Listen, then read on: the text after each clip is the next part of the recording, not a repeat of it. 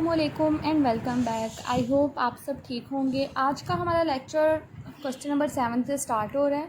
1.3 का question number 7 हम करेंगे। यहाँ पे हमें ये एक इक्वेशन दी गई है और हमें कहा गया है ए एंड बी की हमने वैल्यू फाइंड करनी है। सो हम इस इक्वेशन को एवेलुएट करते हैं। एट द एंड मैं आपको बताऊँगी वैल्यू कैसे फाइंड होती है। सो हम अपने इन मैट्रिसेस को लिखते हैं 2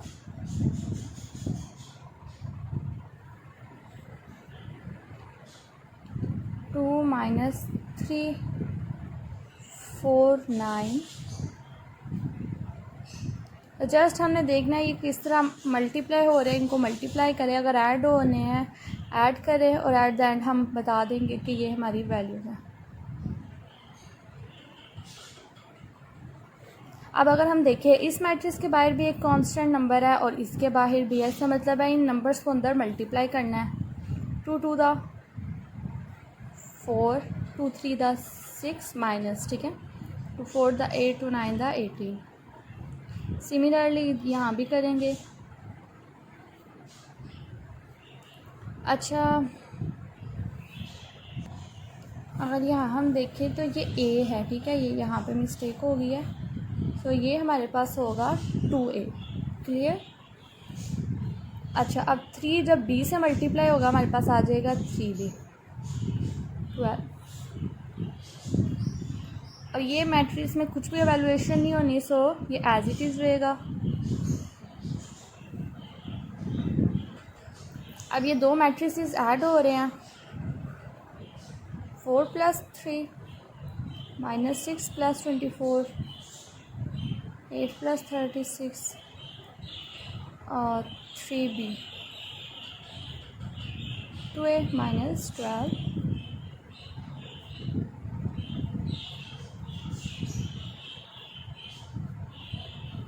अब इनको सिंप्लीफाई कर लेते हैं।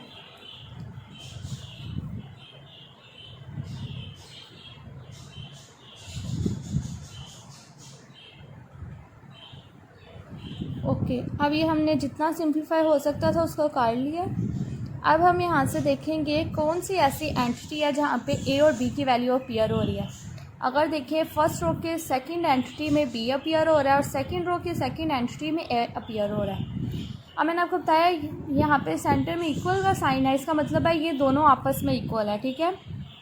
वैसे देखने में ये इक्वल नहीं लग रहे, लेकिन उन्होंने जब क्वेश्चंस में वो कहते हैं कि ये इक्वल है, इट्स मीन कि ये इक्वल है, ठीक है।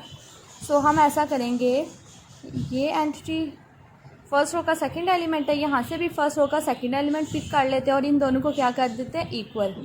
वो इसलिए क्योंकि ये ऑलरेडी बताया गया है कि ये इक्वल है।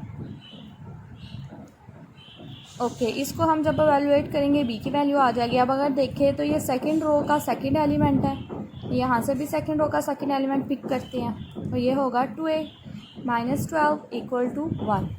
Now let's solve these equations. हमें जस्ट b की वैल्यू चाहिए, सो इसको यहाँ पे भी रखते हैं और 8 को इक्वल की दूसरी साइड पे ले जाते हैं। 8 के साथ यहाँ पे कौन सा साइन था, प्लस का, इक्वल के दूसरी साइड पे जाएगा तो कौन सा साइन होगा, माइनस का। 3b = 2। अब हमें जस्ट b की वैल्यू चाहिए, इसका मतलब है ये 3 एक्स्ट्रा है और 3b के साथ क्या हो रहा है, मल्टीप्लाई। सो इक्वल के दूसरी साइड पे जाएगा तो ये क्या हो जाएगा, डिवाइड। b की वैल्यू हमारे पास आ गई है 2/3। इसी तरह हम ये सॉल्व करते हैं। 2a = 1 + 12, 2a = 13। हमें जस्ट a की वैल्यू चाहिए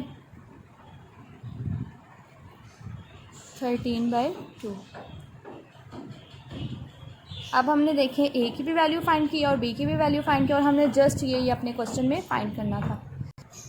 ओके, अब हमारा जो नेक्स्ट क्वेश्चन है उसमें दो चीज़ें यूज़ हो रही है, symmetric matrix and skew symmetric matrix. What is symmetric matrix? A square matrix is symmetric if it is equal to its transpose. मतलब कि अगर हम कोई भी मैट्रिक्स है, अगर वो अपने ट्रांसपोज के इक्वल आ गया, it's mean it is symmetric matrix. देखें, ये हमारे पास m मैट्रिक्स है, अगर ये m अपने ट्रांसपोज के इक्वल आ गया है तो इसका मतलब है ये सिमेट्रिक मैट्रिक्स है। अगर हमने कोई किसी भी मैट्रिक्स का सिमेट्रिक फाइंड करना है तो हम क्या करेंगे, उस मैट्रिक्स का ट्रांसपोज लेंगे और देखेंगे क्या ट्रांसपोज लेने के बाद भी ये दोनों मैट्रिक्स इक्वल है। अगर वो इक्वल आ जाए इट्स मीन कि वो सिमेट्रिक मैट्रिक है। देखिए अब ये एम मैंने मैट्रिक्स लिखा, अब इसका हम ट्रांसपोज ले लेते हैं। ट्रांसपोज में number of rows number of column में चेंज होती है, ठीक है। ये रो की फॉर्म में है, इसको मैं कॉलम की फॉर्म में लिखती हूँ। देन सेकंड रो को कॉलम की फॉर्म में लिखें एंड थर्ड रो को। अब आप देखें जो हमारे पास एम मैट्रिक्स है, एम ट्रांसपोज भी हमारे पास एग्जैक्ट सेम है। इसका मतलब है ये कौन सा मैट्रिक्स हो गया, symmetric matrix. Now we move to skew symmetric matrix. Skew symmetric matrix, a square matrix is skew symmetric if A transpose is equal to minus A. देखिए सिमेट्रिक में हमने जस्ट एक काम करना था, उस मैट्रिक्स का ट्रांसपोज फाइंड करना था। अगर वो दोनों इक्वल आ जाते हैं इसका मतलब है वो सिमेट्रिक हो गया। लेकिन स्क्यू सिमेट्रिक में हमने दो चीज़ें फाइंड करनी है, एक तो उस मैट्रिक्स का ट्रांसपोज फाइंड करना है, दूसरा जो हमें क्वेश्चन में मैट्रिक्स दिया गया होगा उसको माइनस से मल्टीप्लाई करना है। अगर ये दोनों इक्वल आए then we are able to set कि ये दोनों मैट्रिक्स स्क्यू सिमेट्रिक हैं। चलिए सबसे पहले हम ऐसा करते हैं, इसका नेगेटिव फाइंड कर लेते हैं। माइनस से मल्टीप्लाई करते हैं दोनों तरफ। ज़ीरो को माइनस से मल्टीप्लाई करें तो हमारे पास क्या आएगा, दोबारा ज़ीरो ही आएगा। सो ज़ीरो से हम नहीं मल्टीप्लाई करेंगे। टू से मल्टीप्लाई करें -2 -3 2 3 0 1 -1 0। ओके हमने इस मैट्रिक्स का नेगेटिव फाइंड कर लिया। अब हम इस ओरिजिनल मैट्रिक्स का ट्रांसपोज फाइंड करना है, ठीक है। ये आपने केयरफुल रहना है कि आपने माइनस ए मैट्रिक्स का ट्रांसपोज फाइंड नहीं करना बल्कि ओरिजिनल मैट्रिक्स का ट्रांसपोज फाइंड करना है। ट्रांसपोज में नंबर ऑफ़ कॉलम्स और नंबर ऑफ़ रोज़ इंटरचेंज हो जाते हैं।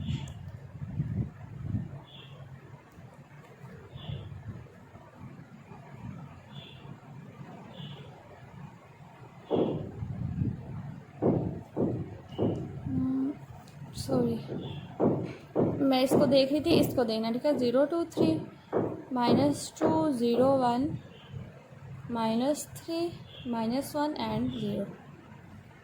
ओके अब आप देखें कि ए ट्रांसपोज और माइनस ए मैट्रिक्स दोनों इक्वल है। इसका मतलब है ये स्क्यू सिमेट्रिक मैट्रिक्स है। अगर आप अच्छे से ये देख लें कि स्क्यू सिमेट्रिक मैट्रिक्स का बनता है और सिमेट्रिक मैट्रिक्स का बनता है, आपके पास जैसा भी क्वेश्चन आए आप इजीली उसको सॉल्व कर लेंगे। अब हमारे पास क्वेश्चन नंबर 8 है। इसमें हमने तीन चीज़ें फाइंड करनी है, सिमेट्रिक, स्क्यू सिमेट्रिक और ट्रांसपोज। ट्रांसपोज का ऑलरेडी मैं आपको बता चुकी हूँ, इसलिए मैं सिमेट्रिक और स्क्यू सिमेट्रिक को डील करेंगे। ओके अब अगर आप देखें तो हमें दो मैट्रिसेस दिए गए हैं और हमें कहा गया इस इक्वेशन को वेरीफाई करें। यहाँ पे है A plus A transpose is symmetric, तो ये सिमेट्रिक होगा। इसका मतलब है वी नो डैट, हम लिखेंगे वी नो डैट। पहले आपने ये इक्वेशन लिख लेनी है, ठीक है। इज सिमेट्रिक, ये सिमेट्रिक कब होगा, अगर ये अपने ट्रांसपोज के इक्वल आएगा।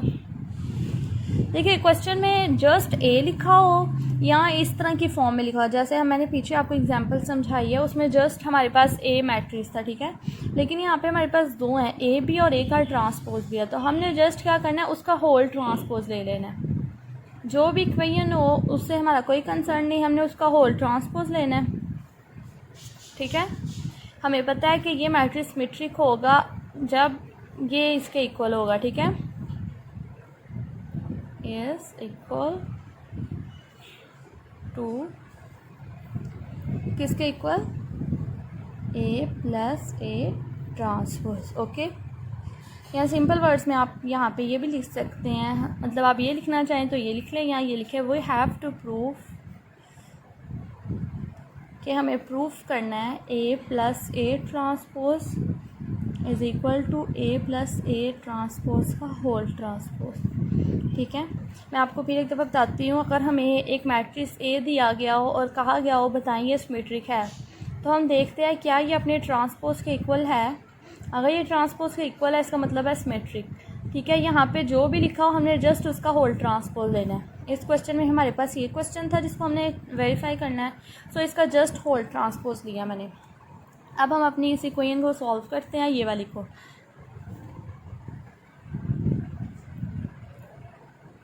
ओके, सबसे पहले हम ऐसा करते हैं, ए का ट्रांसपोज फाइंड कर लेते हैं। 1 0 2 1 ट्रांसपोज 1 2 0 1 ट्रांसपोज की वैल्यू ये आई है। अब ए प्लस ए ट्रांसपोज फाइंड करते हैं। ए मैट्रिक्स हमारे पास ये है और ट्रांसपोज हमारे पास ये है। अगर हम इन दोनों को ऐड करें तो हमारे पास आएगा 1 + 1 0 + 2 2 + 0 एंड 1 + 1 2 2 2 एंड 2। ठीक है, हमारे पास ये मैट्रिक्स आ गया। ये क्या हमारे पास आया है, ए प्लस ए ट्रांसपोज। अब फर्दर हमने क्या फाइंड करना है, इसका होल ट्रांसपोज।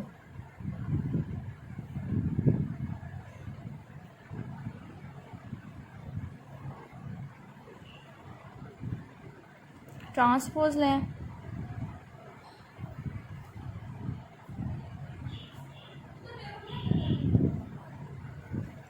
अब आप देखिए इस इक्वेशन को 1 कह लें, इसको 2 कह लें। फ्रॉम 1 and 2 अगर देखें ए प्लस ए ट्रांसपोज की जो वैल्यू आई है, A plus A transpose whole transpose की भी वही वैल्यू आई है।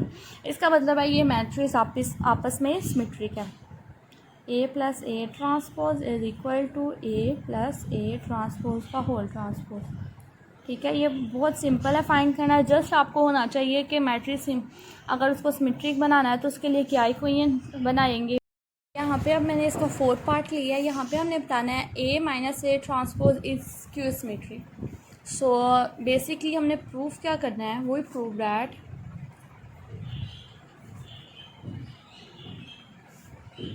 A minus A transpose is equal to minus. Clear. देखिए हमारे पास अगर ए मैट्रिक्स था, हमने इसको स्क्यू सिमेट्रिक प्रूफ करना था, तो हमने क्या कहा था, इसका ट्रांसपोज इस मैट्रिक्स के नेगेटिव के इक्वल है। सो मैंने यहाँ पे भी ये किया, जो हमारे पास मैट्रिक्स लिखा हुआ है उसका ट्रांसपोज लिया और उसको उसके नेगेटिव के इक्वल किया। ओके, हम ये चीज़ प्रूफ करते हैं। ठीक है, इस क्वेश्चन का एक बेनिफिट होता है कि हम ये अगर इक्वेशन को एवेलुएट करेंगे ना तो ऑटोमेटिकली ये इक्वेशन हमारे पास आ ही जाती है, इसलिए हमें दोनों साइड्स को प्रूव करने की ज़रूरत नहीं होती। लेकिन अगर कोई ऐसी चीज़ हो जो ना प्रूव कर सके हम इसको प्रूव करते हुए, तो हम करेंगे। जैसे प्रीवियस क्वेश्चन में मैंने जस्ट एक साइड को प्रूव किया था, दूसरी ऑटोमेटिकली क्रिएट हो गई हुई थी। लेकिन यहाँ पर ऐसा नहीं होगा, यहाँ पर हमें एक स्टेप एक्स्ट्रा करना पड़ेगा इस इक्वेशन को बनाने के लिए। So let's start. सबसे पहले हम ट्रांसपोज ले लेते हैं। ट्रांसपोज आएगा 1 2 0 एंड 1। ओके, अब इन दोनों को सब्ट्रैक्ट करते हैं। ए हमारे पास है 1 0 2 एंड 1 माइनस ए ट्रांसपोज है 1 2 0 एंड 1। सो इन दोनों को सब्ट्रैक्ट करते हैं। 1 - 1 0 माइनस 2 2 एंड 0।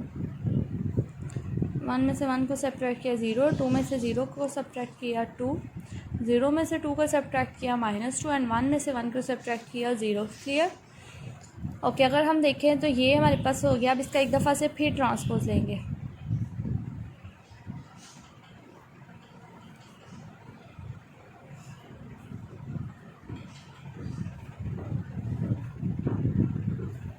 सो हमारे पास आएगा 0 2 -2 एंड 0। इसको इक्वेशन 1 कह दें। अब ये तो हमारे पास कंप्लीट हो गई है। यहाँ पे देखिए तो ये ब्रेसेस के अंदर वाली पूरी टर्म क्रिएट है, जस्ट माइनस से मल्टीप्लाई करना है। सो हम वो करेंगे माइनस से मल्टीप्लाई इस इक्वेशन को। ठीक है, ए माइनस ए ट्रांसपोज, इस इक्वेशन का आंसर ये है। सो माइनस से मल्टीप्लाई करते हैं, 0 को मल्टीप्लाई करें तो 0 ही होगा, ये पॉजिटिव हो जाएगा, ये नेगेटिव और ये पॉजिटिव। अब हम अगर देखें 1 एंड 2 देखें तो दोनों इक्वेशन एग्जैक्ट सेम है। तो हम कहेंगे A minus A transpose is equal to this one. इसका मतलब है ये दोनों आपस में स्क्यू सिमेट्रिक है।